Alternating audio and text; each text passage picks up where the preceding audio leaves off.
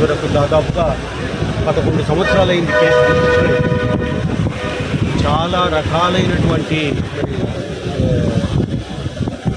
వ్యయ ప్రయాసాలు, అదే కాకుండా ఫాస్ట్ ట్రాక్ కోర్టు అయితే కర్నూలు నుంచి రావాలి, సచివాలయాలకు వెళ్ళాలి.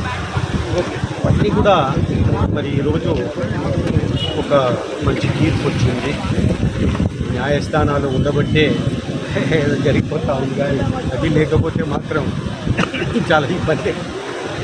ఈరోజు మరి ఈ యొక్క తీర్పు ఏదైతే ఉందో అప్రిషియేట్ చేస్తున్నాము. మా వాళ్ళంతా కూడాను చాలామంది లాయర్స్, ఒక టీం గారు కానీ లేకపోతే శుక్కర రాజేంద్ర ప్రసాద్ గారు, అదే రకంగా మిగతా వాళ్ళంతా చాలా బాగా ఇన్డెప్త్గా చూసి వాదించడం జరిగింది.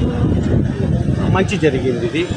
మరి ఇన్నాళ్ళు పెండింగ్లో ఉన్న కేసు కొట్టివేయడం ఫాస్ట్ ట్రాక్ కోర్టులో ఒక మంచి పరిణామం.